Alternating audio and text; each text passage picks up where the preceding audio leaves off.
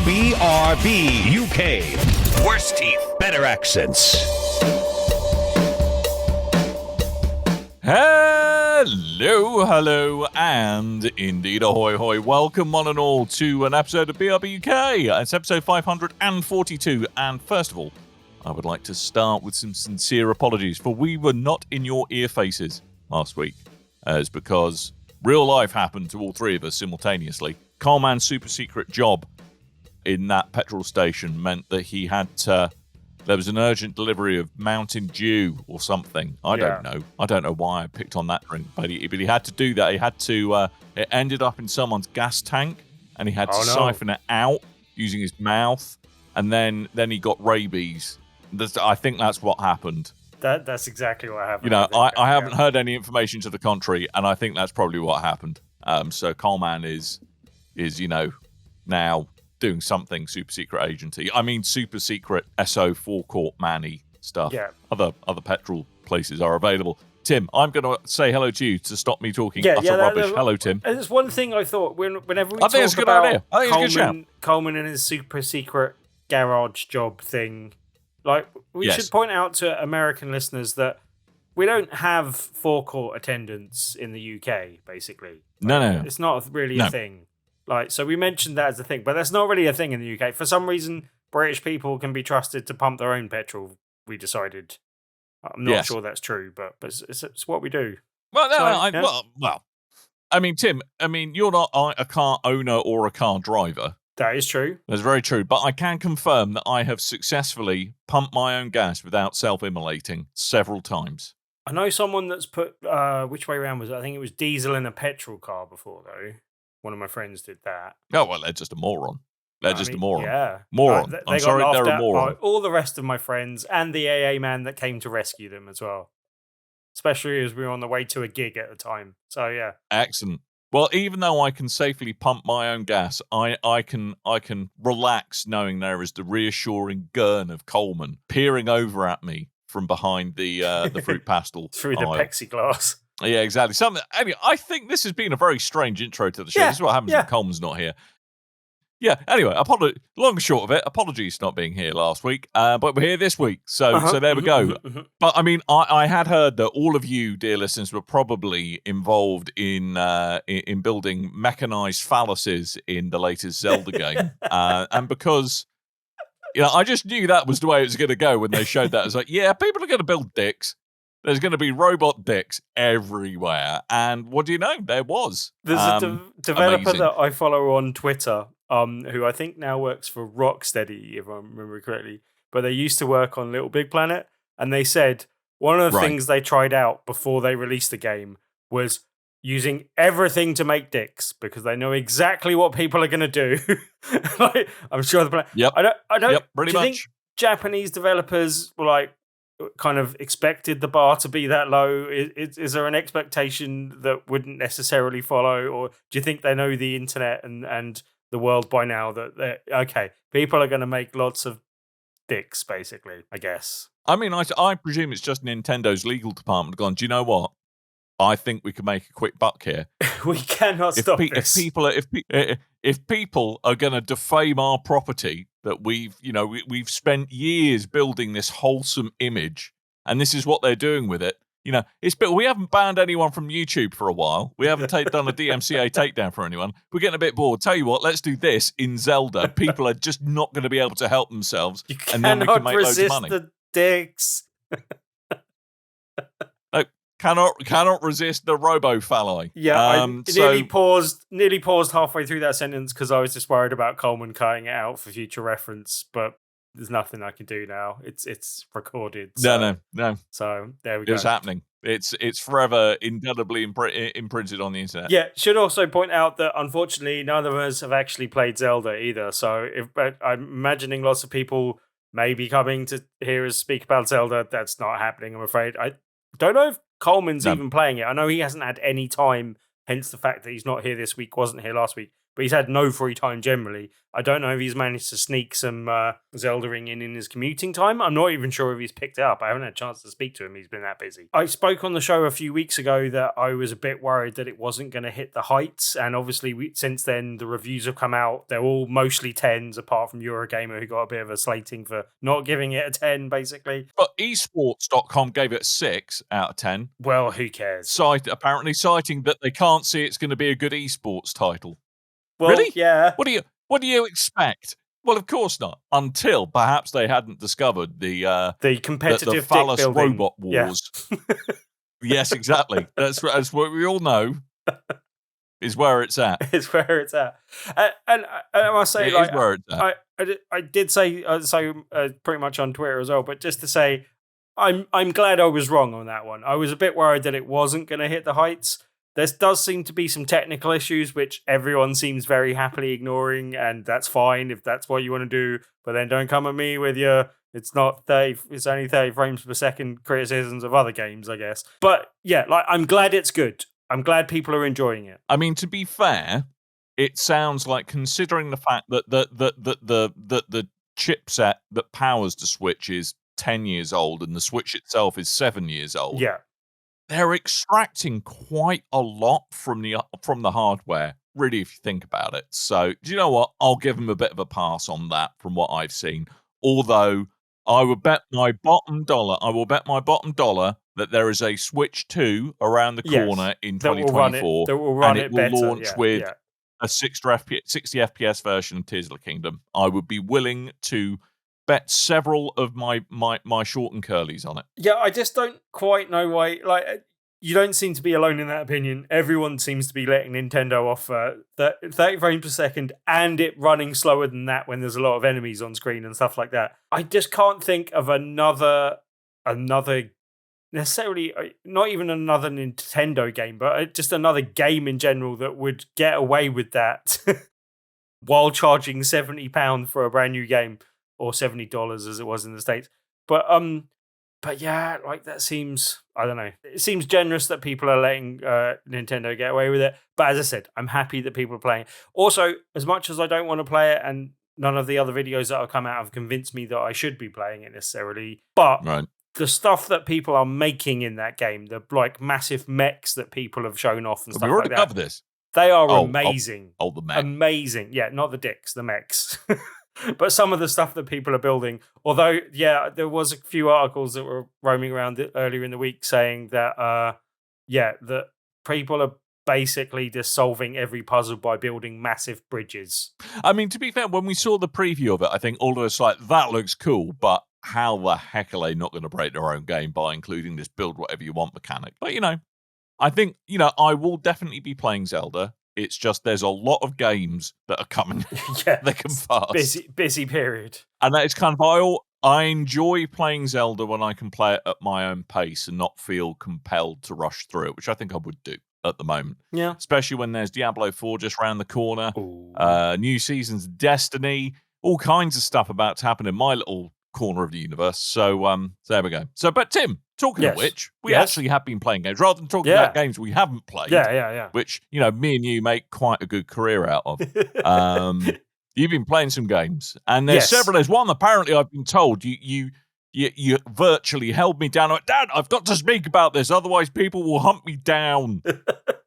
Well, I have to speak about it, or they will end me. Who's going to end you, Tim? And what do they want you to talk about? That's not entirely true, but I did get a review code. No, that is the truth. I did get a review code for Red Matter 2. Truth. And right. I am very Tell keen, the truth then. I am very keen to talk about it generally, though, because it is an amazing game. Like, it is it's been a good couple of weeks, and I think it's going to be a good couple of months for PSVR 2, but this is another must-buy game for the PSVR 2, basically. So tell me a bit about it, because unlike you, I don't spend every hour God sends with the PSVR 2 gaffer tape to my face. So tell me, what is Red Matter 2? Why should I care about it? And what makes it all of the hotness? Okay, well, Red Matter came out on PSVR 1. I believe Red Matter 1 and 2, and definitely 2, came out on Quest and PC VR, I believe.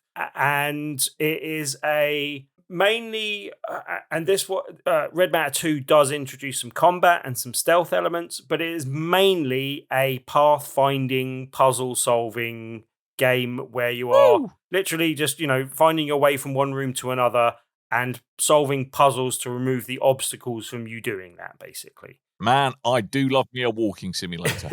Yeah.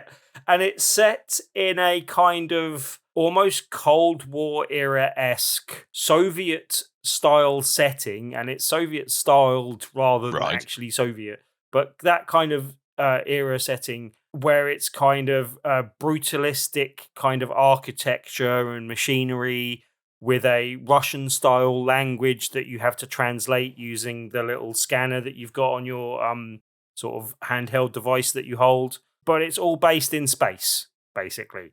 So Based in space? Based in space. So you're on various different planets. Based in space. I won't spoil entirely where you go, but there's some really good sort of space scenes and stuff like that.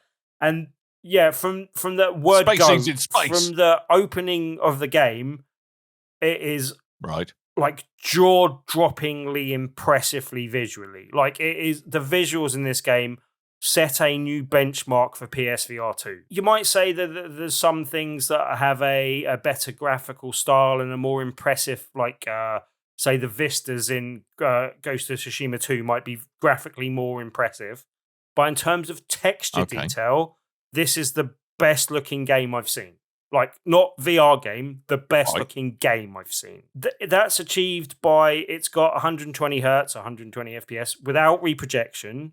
It's got 4K textures. And for those of you who don't know, reprojection is like the frame interpolation thing, isn't it? Where they like fill in the gaps. Yeah, and there's a few games that have come out already that have been 90 hertz or 90 FPS, and there are quite a few, and it seems to be something that was popular at first, but is getting less popular because it causes some ghosting problems. But there was a lot of games that were 60 hertz and then reprojected to 120. But that seems to cause more graphical aberrations, the main one being ghosting. And so that seems to be less popular now. This is one of the first games, and it's based in Unreal Engine, and they did say they've made some modifications to the Unreal Engine to make it even more shiny and even like more graphically impressive. More shiny, yep, right. More shiny, but literally like the shininess of some of the surfaces you see in the game is one of the really impressive things. But then also like it's the kind of imperfections in some of the texture details. So particularly impressive is glass. When you've got a glass surface in front of you, you can see all the little scratches and all the little things that make it look more like a real interpretation of glass. And literally, first scene that you kind of step in, there's a kind of big, and very deliberately, there's probably big glass windows around and stuff like that. And then you're getting into your spacesuit and stuff like that. But that first scene, like my jaw was on the floor, like literally just like walking up to surfaces and just staring at them really closely and go, wow. And it's also got the foveated rendering. And you hadn't even put on your headset at that point. Yeah. You were just looking at things in real life. You're like, wow, this is amazing. I don't need, this doesn't have a cable. This is amazing, Tim. You haven't just got your this is normal life, mate. Oh, okay. What? It's like, I can touch it. It uses all the stuff I was saying about the 120 hertz and the 4K textures, but then it's got the foveated rendering to really kind of, give that extra level of fidelity. The game's about 6 to 8 hours, depending on how long you take with some of the puzzles. And I think it's £15-16, so it's not too badly priced for that.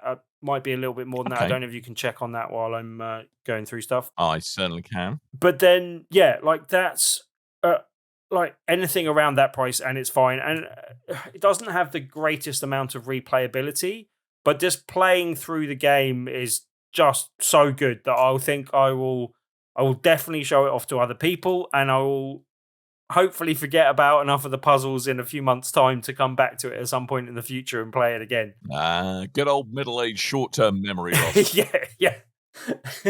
And there was one achievement I didn't get on my first run through the game. I found the thing that is related to the achievement, but I took a photograph of it, like as in a screenshot, rather than actually scanning it with my little device, which I should have Showing done. your age, Tim. And if I'd have... Jesus.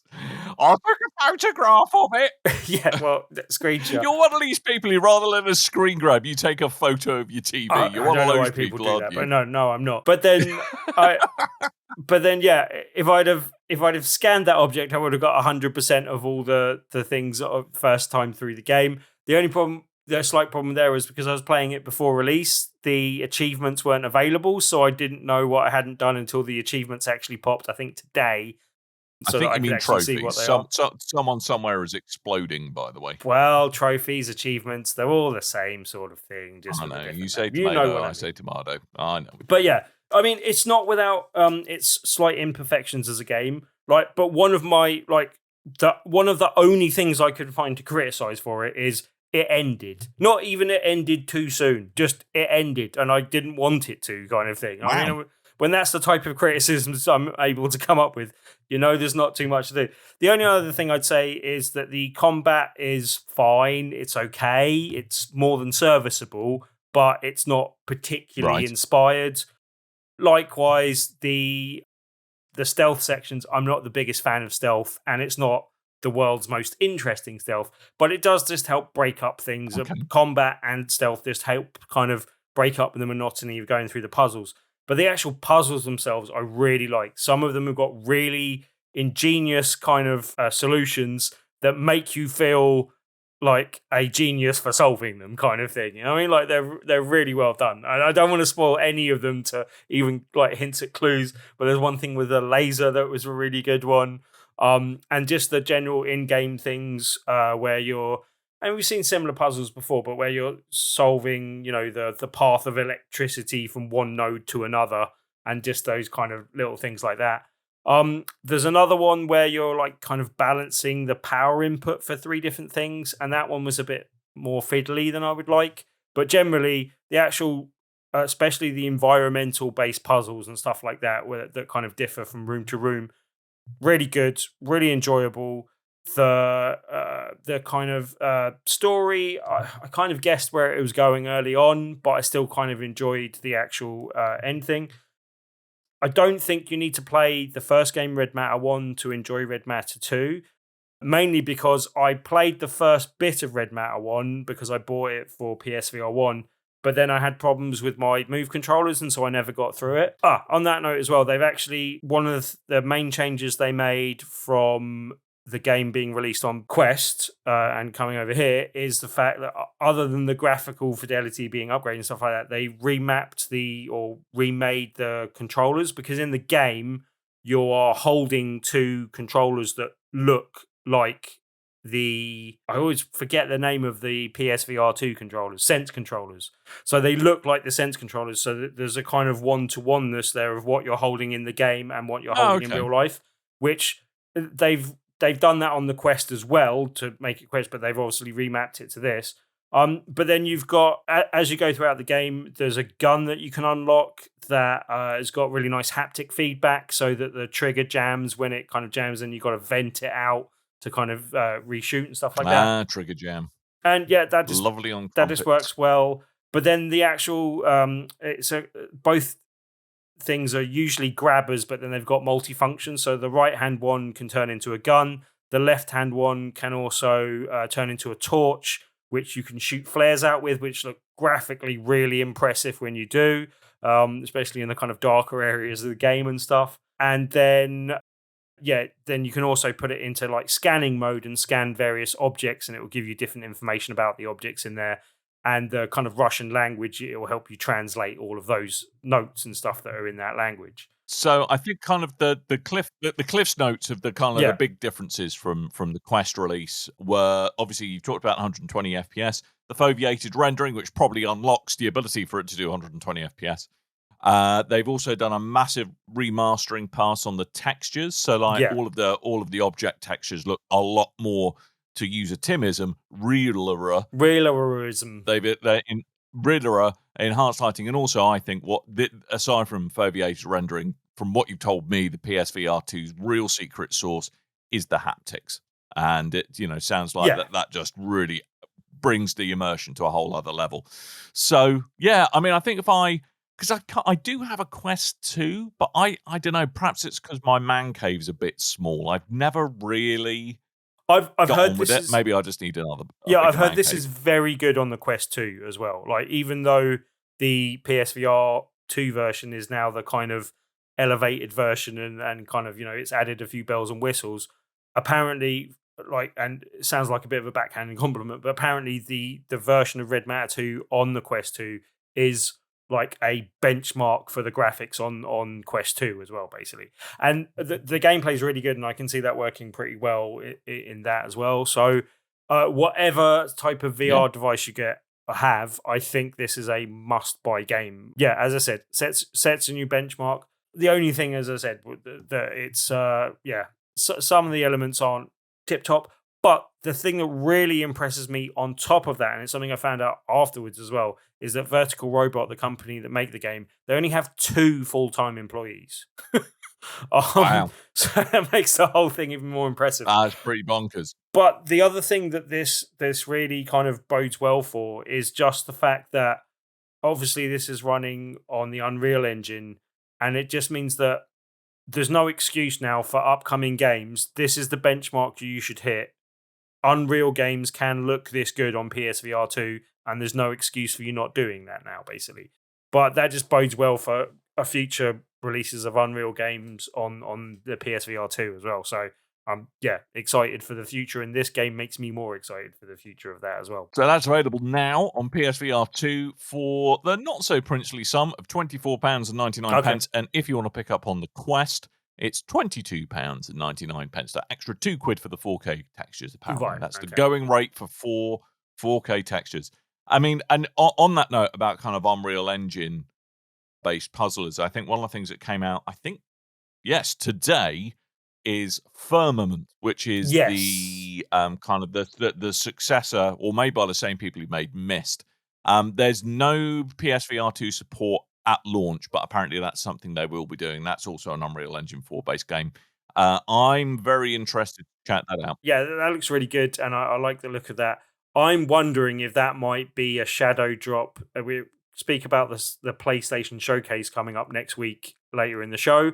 I'm wondering if this is one of the games we might see shadow drop on the PSVR 2, and there might be like Firmament's out now. I could be wrong about that, but it could be one that we see at the show at least, because I think that's definitely coming in the future. So there we go. So that's Red Matter 2, $24.99 PSVR 2, $22.99 for the Facebook face stuff face on your face. But you also had a bit of a go on. What a surprise, Tim! You've gone VR crazy. VR mad. Walkabout mini golf. Yeah, I won't talk about this quite as much, but it's also, as far as I'm concerned, it's another must-buy for the PSVR 2. Again, it's available on Quest. Again, it's been there's been a slight graphical upgrade for this, but it's not the most graphically impressive game. What I think is really impressive about this is the seamless cross-play multiplayer. Like literally, you just like up to 8 people, and I haven't tried it with that many people yet, but you just literally put in the name of the room and it pops you into that room and you're there playing multiplayer cross-platform. And that's fantastic. Like that works really well. So why don't you just kind of, it like gives you a random name for the room, and that's what you tell people to go and log into.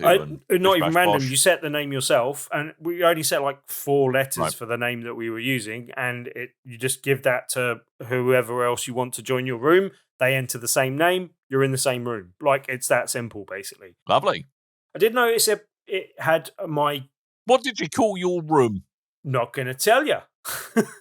Because we're going to use the same name in future, because it's the same name my friends use generally. So I'm not going to put it out there. But so there we go. So Tim Hibbs, self-professed Red Matter 2 made me feel like a genius, can only come up with one 4-letter word in his lifetime. Well done, Tim. You are a certified genius. Well done.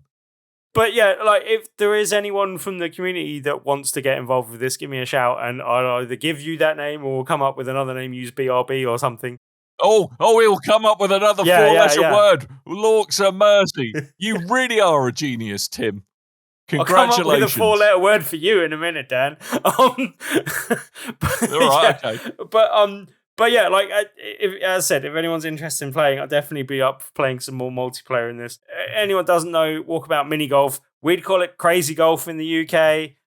It's Putt Putt as it's known in different parts of the States, I heard this week, and I was like, okay, that's a new one on me, but hey. But yeah, anyone doesn't know, it's a crazy golf course where you've got lots of mini golf things where you're just putting, and they're usually like challenging greens. It starts off nice and simple.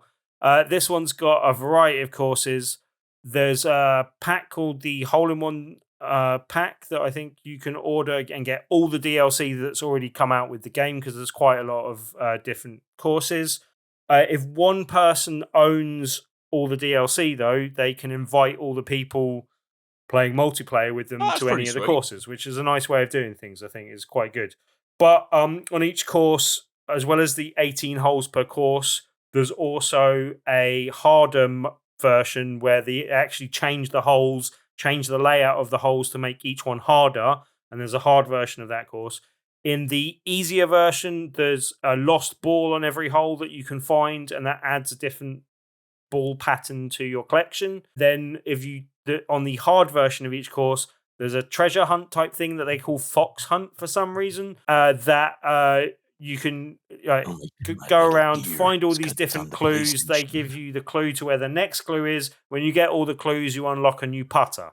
So like, there's quite a nice couple of extras. Yeah, and the multiplayer works quite well. Like it's simple, it's effective. Like the courses do get a bit more elaborate as you go. And there's a couple of things in the DLC. There's the Lost Cities one, which I haven't really tried of too much, but there's like an Atlantis one and all that type of stuff. But then the one I have tried, there's a Labyrinth one based on the movie Labyrinth, which I don't know why they got that license, but there's a Myst one in there. And there's a Myst one as well. It's for video game fans. And then there's just a variety of other courses. There's one that came out recently that's upside down courses that I haven't tried yet. And just a nice variety of different courses. I've been hearing from lots of people that it's really great. There's 3 of my friends that have quests that regularly play it together as well. So I've been keen to join in with them so that I can play some multiplayer with them. And yeah, it's as well as the social aspect of just playing the mini golf game, the actual like extras that it adds a nice little layer to it as well, because you can, if someone's already played the game and been going around with friends that have played the game before, they're like, here's the lost balls, here I remember how to do the treasure hunt, so I'll show you how to do all of that.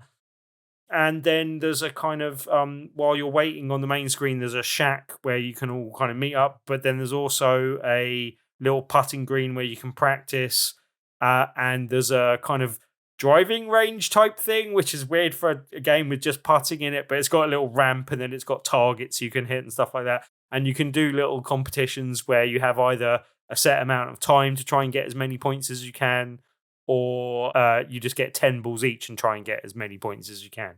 But yeah, all of it works really well. It's a really nice package. As I said, not graphically the most impressive game, but in terms of like multiplayer and just ease of use and fun, really good. Highly recommend it. Really good multiplayer game.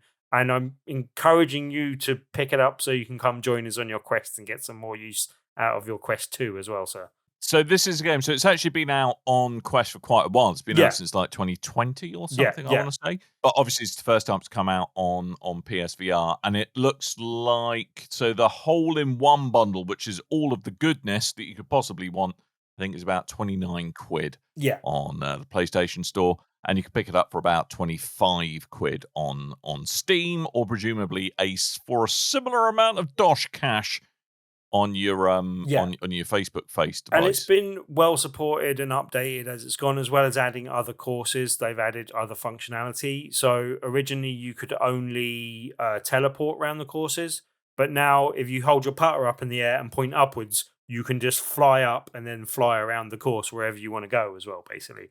And apparently that wasn't there at the start when they first released the game. And then they've added other things like the Fox Hunt and other bits and bobs. As I said, it's another must-buy game. It makes it a really easy multiplayer game. The fact that 8 of you can hang out. The only thing I have heard from multiple sources, my friends and other people, that if you have more than 3 or 4 people, it can take a while to play through because everyone's messing about and forgetting their go and blah, blah, blah. Oh, it's their own time they're wasting, is what it is. It's their own time they're wasting, Tim. I what they're doing. Yeah, I hear like three or four. This is why we can't have nice things. Will they ever learn? Will they stop dilly-dallying? Yes, exactly. Them and having their fun at everyone else's expense. Well, I hear that like 3 or 4 people is a good number to play with, basically. And so that might be a recommendation with that. But just the fact that you can just play generally with 8 or people, for this game. Well, no, just for this game. But yeah, as I said, it's What's been your preferred number for other activities?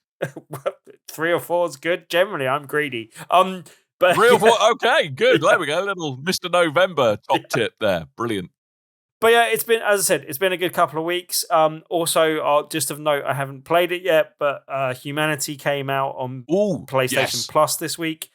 As I said, I didn't get on with the demo very much, but I've downloaded it. I'll give it another chance as it's on PlayStation Plus and I've got access to it. It's reviewed pretty well. It has reviewed really well. And look, I really like Enhance's other games, so I'll happily give it another go, and I'll happily be wrong if it is as good as everyone's saying it is. I just didn't think the VR particularly added too much to it, so I might just play it in flat screen and see if that I get on better with it there. Basically, okay to play things in 2D, Tim. It's it's boring, right. but okay. But yeah, I mean, this is the sound of me downloading it. Yeah, but this. There we go. Considering that is the first free the first not entirely free, but the first PSVR game coming to PlayStation Plus. Because there actually are already free games on the PSVR 2, and there hasn't been anything on PlayStation Plus, so I'll make that qualify. But yeah, between that and then 2 absolutely stellar must-buy games, it's been a good couple of weeks. Right. But it's looking like a good couple of months. And we've got more announcements coming up, which we'll talk about later in the show, which could get quite exciting, I think. So yeah, like it's fair enough. It's like now that you can actually buy the headsets in shops. PSVR 2 seems to be hitting its stride in the next couple of months, so it's a good time to jump on board. I mean, there is all kinds of just general madness going on with game releases coming up. I mean, because obviously things I'm excited for, like I said. Exactly. I'm all excited about my Diablo 4s and my new season of Destiny 2, and I reckon I'm pretty quids in for Forza Motorsport landing in June when they do their event. I'm fairly certain that's going to happen soon after. Yeah, there's just lots of stuff coming out. Boo! Don't rain on my parade, Tim. And there's obviously Street Fighter 6 coming out. That's the one I'm excited about. See, that's my only problem with Diablo 4 is bonkers. I definitely want to buy Street Fighter 6. And if I buy Diablo 4, then I feel I'll be deleting my time from that and from PSVR, which has numerous other games coming out in the next couple of months I'm excited about. So, yeah, do I want to water down my time available? And like, if I buy Diablo 4 and don't keep up with you and Kev and Coleman, then I'll kind of fall behind the curve. So you know what I would do? Yeah. With Diablo 4, to avoid the FOMO, because there's going to be seasonal content coming out fairly soon, I would just hold fire a little bit. And, there's going to be new seasons coming out every quarter. Yeah. So probably if it's not something you feel that you really need to, that you're compelled to pick up on day one, perhaps just wait till kind of, the end of the summer where it might be a little bit cheap to pick up. And, we'll probably all be rolling new characters by that point anyway. So you just jump on in, mate. Yeah. That might be an idea. And also that just means we get a bit more variety in what we cover on the show for a couple of weeks, because I'm sure you and Coleman will be quite busy with Diablo 4 for a while. I'm quite looking forward to it. Talking of which, actually, I managed to sneak in a couple more hours in last weekend's server slam in between. So this was like literally their stress test of, hey guys, do you mind trying to break the servers? Because, we've got a game coming out soon. We're a bit worried about the servers. It's online only. But do you mind doing us a solid? I think they had like over 1 million people play. So it was very similar to the kind of like the previous series of betas.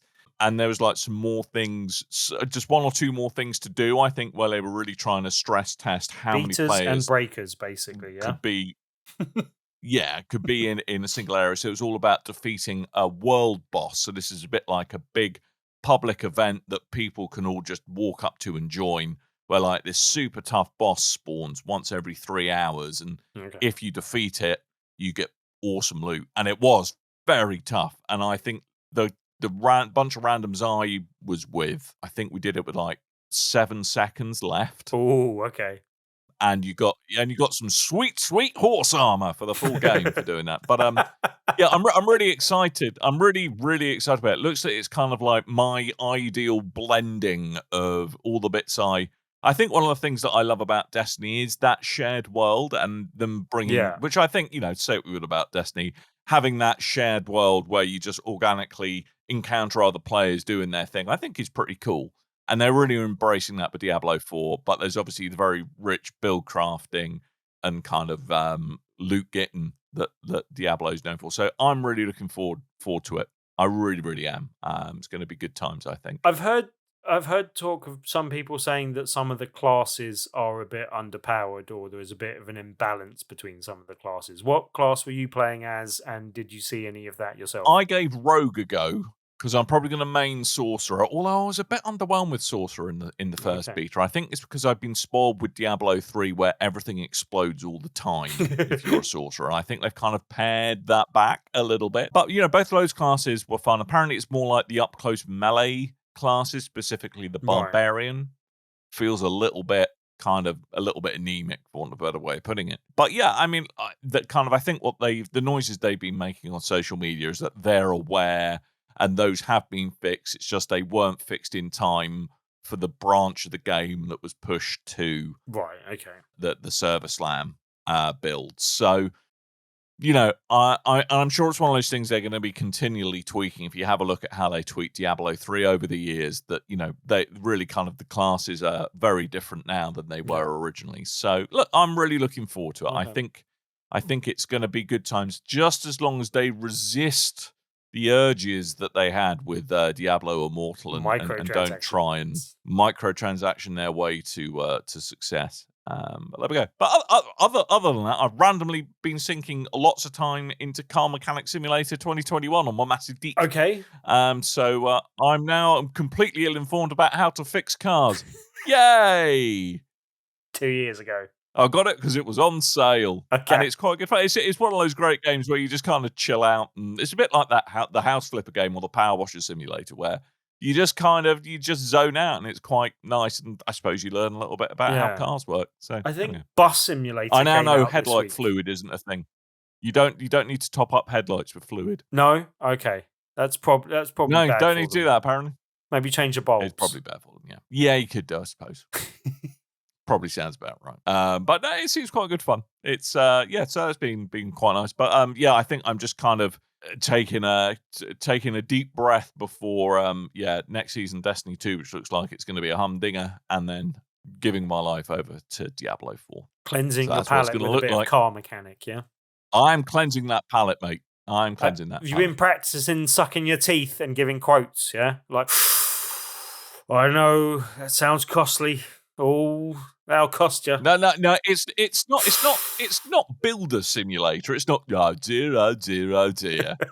Who did that? It was you 2 years ago. It has actually happened to me once. One of the flats I used to live in. Yeah. It was oh dear, what Muppet did this? You. Nice. Sorry, buddy. It was definitely you. Oh well, no, it's actually all right. Look at it, it's fine. No, just unlucky. Okay. Oh, right. Yeah. Anyway. I mean, and I believe just looking at these here notes in this here agenda, you've also finally finished off Dead Island 2 as well. So, I'll gloss over that. The zombie-based paradise you were hoping for? Yeah, I'll gloss over it a little bit as we're running a bit long on time. I enjoyed the game right up to the finish. It really kind of right at the last, it really kind of overpowers you so that you feel kind of quite powerful when swathing through zombies. And then there's quite a. I didn't do all the side missions and stuff like that. I did all the main missions, so I rolled credits and stuff. But I've still got some end game content that I can go back to. I have dabbled a little bit with that, but then I've had other things distracting me, and playing Red Matter and stuff for review. But yeah, I'm definitely going to go back and restart as another character at some point, particularly so that I can play some co-op, because I'd never actually got to play co-op with my original character. The one thing I'll say that I didn't really mention is the boss fights in that game are like fine, but not massively inspired, basically. They basically introduce you to a new zombie type in the boss fights, and it's usually a slightly bigger and badder version, and for instance, the first one that it kind of you come up against a thing called Bridezilla, which is just a version of the Crushers, which are the kind of big bodybuilding kind of guys in there. They do like ground slams and kind of just wail on you melee style. Dude in a skirt is what you're saying. But it's just a big Bridezilla is the first one of these that you come across. And it's just, Crusher in a big wedding dress. You're in a hotel type thing. So there's a whole kind of wedding party thing that's obviously was going on when the zombie outbreak kind of happened. And so that's the kind of first boss that you fight. But then once you've fought that boss, the Crusher type is then just populating throughout the world. So it kind of introduces you to a slightly harder version of that zombie, and then there'll be slightly not quite as boss type versions of that same zombie with the same attack types throughout the world. And so it kind of, every time you get to one of those boss fights, it's not that the boss fight's that hard, because there's often like environmental things that help you with that particular fight as well.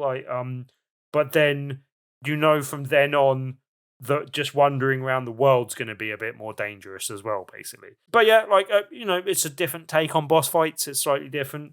But yeah, as I said, I really enjoyed it from beginning to end, to the point where I want to go through and play it again and see what the different characters' cutscenes and stuff are, because there's 6 different characters that you can play, and they all play slightly differently, because they give you different innate skills to start with. And then that might make a difference to how you spec your character and which kind of weapons you play with and stuff like that. So, yeah, I'm definitely going to go back to it and play through it again. But I enjoyed it all the way to the end. So, especially if you were really looking forward to Redfall and that disappointed you, I think this is a better version of that. So, yeah, maybe think about picking up Dead Island 2, especially if you see it cheap, because I think it's worth it. I think just generally, but whatever you do, don't pick up Redfall. Well, maybe not. That's the quick win solution here. I said about going back to that when it's been patched, but from what I hear, I've heard from more than one source that game won't be saved by patching, unfortunately, and wouldn't have been saved by delay. No. So I was like, I think they just want to forget about it. I think they're like, yep, that is going to be an eternally smouldering dumpster fire. So we're just gonna leave it. Thank you very much. So I think that's all we've done played. We'll just do a very quick rattle through the news before closing up. I think the big thing that has been in the headlines, not only in the gaming press but in the press generally, is that the EU, the European Union, have approved Microsoft's takeover of Activision. Now, the cynic in me, and I will make this perfectly clear, I did not vote for Brexit. I repeat, I did not vote for Brexit. I thought it was a terrible idea of harking back to a bygone age of independent relevance, which quite clearly we no longer command. So, so a bit, the slight cynic of me is like, they're probably quite enjoying getting one over on us after Microsoft say, UK's rubbish, don't do business there. So they have approved it. That is kind of 1/3 of the way to getting this whole thing over the line for Microsoft. They've got a court hearing in America in the autumn, I believe, with the FTC.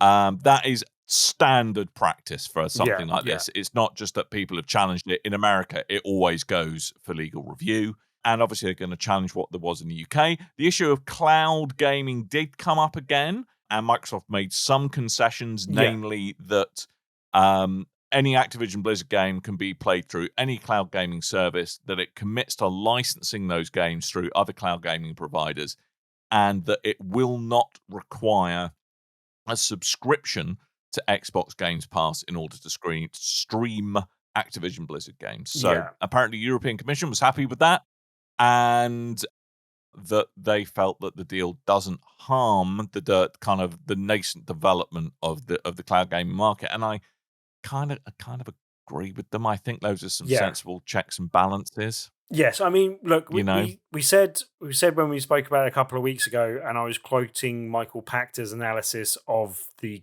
documents that the CMA put out, that he did say that Europe will probably approve this, that CMA are a bit silly for doing it. It's a bit unclear at the moment what this will mean for the UK, because the CMA were also heavily criticised through social media because they came out on Twitter and criticised the European Commission and their decision.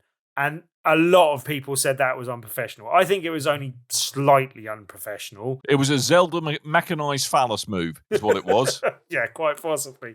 But that's what it was. As I said, I mean, it was seem just to a be... Mojo threatened to not play whiff waff with them anymore if they didn't have a go at them. It does seem that the CMA is just slightly saber rattling and slightly sort of bigging up their own importance in comparison to the European Commission. Whether they've been told to do that, whether that's something they're doing of their own accord, I'm not entirely sure. But as a lot of people have pointed out, like, cloud gaming is a platform, and I said it was the equivalent of saying that Sony Music couldn't sign Madonna because they own the CD production thing. It's like one doesn't necessarily follow onto the other. I've seen a few people arguing with that, and there's I can understand some of the disagreements and arguments with that, but at the same time, I don't think their argument particularly holds up. Most people seem to be in agreement with that being a slightly wishy-washy argument that doesn't entirely hold water. And also that it's unclear whether the CMA making this decision will be good for UK consumers, and that should be their bottom line as far as I'm concerned. And there are talks now that there will be a splintered kind of ABK that operates as it does now in the UK going forward, which will just mean that UK consumers will be paying as much, if not more, than our US counterparts for Game Pass, and getting less in return while having to pay a separate fee for ABK games. And that just seems, as I said, that doesn't seem like a good move for consumers. I also think there's a possibility, some people are saying that they'll just pull all Activision Blizzard King products from the UK. That's another possibility. That's also no good for consumers. I think it's more likely the former than the latter. But either way, it's not good for UK consumers, and I can't see a good solution without the CMA backing down. As I say, it could just be that the CMA are looking for some concessions, but how, in light of the concessions that the European Commission insisted upon, how does that not affect the decision that the CMA made? Like, they made concessions based on the cloud gaming thing, which was their objections. So surely that should change their decision, or it should affect their decision, or at least, there should be a period of consideration and reflection on how much that changes their decision. And them just stating publicly on Twitter that it doesn't seems to back up the case that it's just saber rattling and just kind of face saving and not really with any merit. So yeah, it seems. But hey, Tim, at least we got those blue passports back, and we can put a crown stamp on pint glasses again, so we can stand longer in airports. Brilliant, great, yay! Talking of which, I do need to get my Irish passport sorted. Anyway, really, I'm eligible for one, so win. Yeah, do that. I will do that. Other things just to quickly rattle through. For a refreshing change, a major player in the industry has decided not to stream an event on the Thursday night, which is when we record. They finally listened to our pleas, and so Sony will be doing a PlayStation showcase. Show? Oh, easy for you to say. A PlayStation showcase. PlayStation showcase on May 24th at 9 p.m. UK time. It's going to run for over an hour, which means Tim will talk for 3 about it, and it's going to focus on surprise, surprise, PS5 and PSVR 2 games in development. So that will be good, fun stuff for us to talk about. People are getting quite carried away with the rumors of what games they think will be there. I've seen Metal Gear Solid Remake, Metal Gear Solid 3. I've heard that. Silent Hill, which I think is quite likely. There does seem to be some kind of thing with Konami, so we might see a Castlevania. We might see some form of Metal Gear. I'm secretly hoping that we'll see, and I haven't heard anyone else speak about this, so this may be just me, but I really hope we see Metal Gear Acid on PSVR 2. Yes. I think that would work really well, and no one else has thought of it. And I think that would be great. Yeah, I think it would be really, really good. Yeah, it was a great game. I really enjoyed 1 and 2 remastered for PSVR 2. Yes, please. One of the slightly silly rumors I heard is that that people are hoping there's going to be a Vita 2 or whatever the Sony ain't doing that. No, they ain't doing that. They've had their fingers burnt too many times. I think. I think it's good that they said there's going to be PSVR 2. A lot of people are getting a bit carried away what will be on PSVR 2. Lots of rumors and lots of games. There does seem to be a lot of people that are thinking they will be announcing some hybrid games, as in like games that are coming up that will have PSVR 2 support. I could see that happening. I don't know if Spider-Man 2 is going to be one of them, but I'm kind of hopeful that it might be. I think we'll see more of Spider-Man 2, obviously. I think we'll see a bit more of Wolverine, but not too much more. And then I think a lot of the thing is just going to be games that we already know about with release dates. It does seem that there's going to be a few new IPs, and there's quite a few studios that have got unannounced games that we haven't really heard stuff about. There's Jade Raymond's studio that we don't know what they're working on yet. I think we know everything that Insomniac's doing. They probably got a full slate. But there's quite a few other studios that will be quite exciting to see what they're actually working on at the moment. Obviously, Naughty Dog have got the Last of Us multiplayer that we might see some of. I think we'll probably see... There's a lot of rumours that... I can't remember who it is, but someone's working on a new Twisted Metal to go alongside the TV series, which they've announced, and I could see that possibly coming. And then, I wonder how much we'll see of the Gran Turismo 7. No, not Gran Turismo 7, but the Gran Turismo movie that's coming out as well. I think they might take the opportunity to mention that, as that's imminent. I'm half convinced that might be ass. I don't know. It's got some people in that I like, and I think it could be better than most people are expecting it, but we'll see. Yeah. We shall see. The other major bit of news that snuck in just before we started recording was on September 19th, they're going to be re-releasing Mortal Kombat 1, but obviously with shiny new graphical bells and whistles. Trailer's been released, which I think gory is the word I would use to describe it. I'm really hoping there is a kind of a secret mode where it's all kind of swarfagery, a bit like the Super Nintendo version, where it's all green blood. But yeah, there is some serious, like people getting their eyes gouged out, people being punched ripped in half, entrails flying about. It's lovely. Yeah. It's nice. It's a nice, fun family game by the looks of things. So this follows on from the story in Mortal Kombat 11, where they kind of reset the whole timeline. And it looks like, is it Liu Kang is now the kind of god of thunder, maybe? I don't know if he's the god of thunder or just a god. But like he seems to be taking over from Raiden's position as a god. And like they seem to be resetting, going back to 1.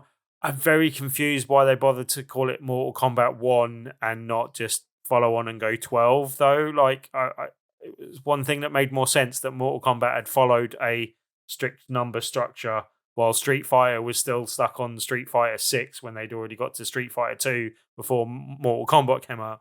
Now Mortal Kombat's going back to 1. That seems really confusing. I don't like it when they do that. Oh, you confused Tim, the self-professed genius of VR puzzlers. You've confused him. Why would you do that? Why would you do that? Just means we're going to... Mortal Kombat 1 2023 is how we'll have to refer to it from now on, in the same way that God of War's really confusing to talk about now as well. So, Fair enough. Righty-ho. That is, I reckon, about it. But what we do have to remind you is that you should go to tpublic.com/store/BRB to go and buy things with my face on it. That's right, my face, or your chest, or your arm, or your mug. All of those things should have my face on it. tpublic.com/store/BRB. Tim, Tuesday's a Tuesday. What's happening this Tuesday? Is it still going to be Tuesday? We don't have a feature game. I'm hopefully going to dig out a prize of some game to give away on the evening, but just come along, play a board game, win a board or card game for doing so. So, anyone doesn't know, we do an event called Tabletop Tuesday each Tuesday at the Loading Bar in Stoke, Newington. Most Tuesdays we have a feature game. This one we don't, but you can still win a game just by coming along and playing a game on the evening. If you want more details, check the top left-hand corner of Big Red Barrel, or join the over 2,050 people in our meetup group. Search for Tabletop Tuesdays on meetup.com. Yes, do all of those things is what you should do. There will be links to all of our social type objects, which I do believe include Twitter and Facebook at the time of writing, as well as a smidge of YouTube, in the lovingly crafted notes that you will find underneath this podcast drivel that we're doing at the moment. But if you want just to hear me read things to you, you could go to www.bigredbarrel.com, facebook.com/bigredbarrel, twitter.com/bigredbarrel, or youtube.com/bigredbarreltv, because we do just like to mix it up for random reasons. And we've got a Discord, the link for which you'll find in there below, which we usually like to have questions for. But because we're running long and Coleman is going to have to edit this drivel, we're going to save them for next week. But thank you for your questions. So there we go. That's your lot. Hopefully normal service will be resumed next week. That's me giving it the kiss of death. So apologies in advance. Abnormal service will resume. Mm-hmm. Right. Well, Tim, we're done. Yep. We both should stop talking, which means all I really need to do is remind people that I have been Dan. I might have been Tim. And there's no chaos. That's the ultimate act of chaos to not show up. So Very no chaos this week. Yeah. So we'll be back this time next week-ish, I'm assuming, where doubtless Tim's going to get grumpy because I'm going to try and talk about Destiny 2. I don't know if any of us want to play Zelda by then. Oh, sorry. Magically, there we go. Not here. Sorry. Yeah, exactly. Just happened to not be here next week. Excellent. And so we'll be back. Hopefully you'll be back too. And until next time, dear listeners, toodle bye.